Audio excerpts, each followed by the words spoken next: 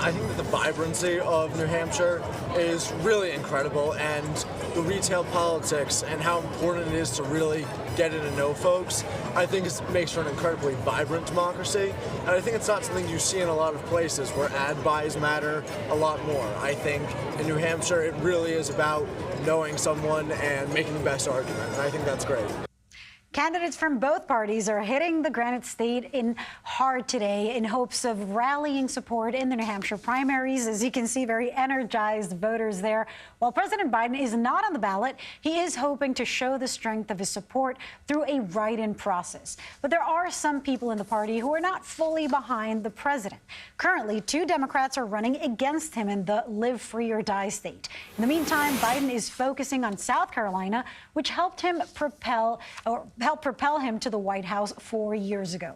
His success in the Palmetto State came in spite of a poor showing in the 2020 New Hampshire primary. South Carolina Democratic Representative Jim Clyburn joins us now from the Palmetto State. Thank you so much for joining us, Congressman. So the first primary, in the first primary, the president will officially appear on the ballot is in your home state of South Carolina, not in New Hampshire. This was a key state, in many ways, thanks to your support for the president in 2020, leading him to the White House. Of course, he has your support. Does he have the same support from the voters in your state at this point? Well, thank you very much for having me. I think the answer to that question is yes, he does. I think that what we have seen of recent polling is that they've been focused elsewhere. Iowa, New Hampshire, there's been a lot of people taking temperatures here in South Carolina, but no real polling. As I move around the state, on college campuses, in churches, on the streets, Joe Biden enjoys a very strong support here in South Carolina.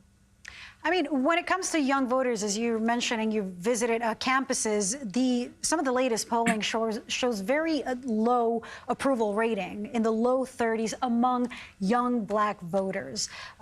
Older Black voters, 50%, but we've seen a trend where the president has lost the vote or has lost popularity among Latinos, among Black voters, among young voters. Talk to us about why you think that is and what needs to change in the campaign. Well, I think that all of us are aware of all kinds of mischief that's taking place with social media and with these robocalls. You're reporting on what's going up there in New Hampshire yesterday and today. AI is having an impact on this election, just as it had back in 2020.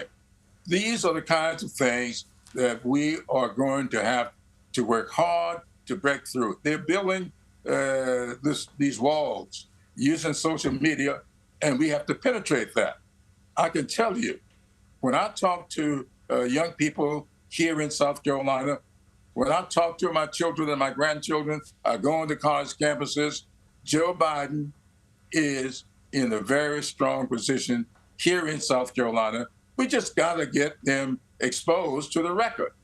How many people know that Joe Biden has forgiven $137 billion in student loan debt? When you talk to people, they see on social media that Joe Biden broke his promise and didn't do student loan debt. I've seen that. $137 billion for 3.7 million people? Is that breaking a promise? No. And so that is the problem here. People are misrepresenting the facts. They are not reporting all the facts. And I think that that's where this problem comes from. So perhaps the campaign might need to do a better job at communicating the successes of the administration in terms of what interests those voters. Well, you know, I've been talking about this forever. And it's only in the last week if I've been able to get anybody to report what I've been talking about, which is the reason at Emmanuel Church, I did not introduce the president the way I would ordinarily do. I went to this record. I'll talk about student loan debt and other things in order to try to engage the media in reporting some positives rather than that lawsuit. One lawsuit was filed, and the Supreme Court ruled against the president, and all I could see for days, weeks, that lawsuit. And that's what the students had seen. But when I talked about these other 4 programs, all adding up to $137 billion in debt elimination, that was not being reported anywhere. They were only reporting that Joe Biden has lost the lawsuit to the United States Supreme Court, and we know women lost the lawsuit to the United States Supreme Court, and that's the reality of what we're up against. On the subject of abortion, for sure, that the campaign is focusing on. Let's talk a little bit more about your state, South Carolina, in the politics on the other side of the aisle. We've seen Congresswoman Nancy Mace and Senator Tim Scott both endorse Donald Trump in recent days. Nikki Haley appointed Tim Scott to his seat. Why do you think she's losing support in her home state? Well, support of 2 people don't mean you've lost support in your home state. I think a lot depends upon what happens today. If Nikki Haley comes out of New Hampshire, she doesn't have to win.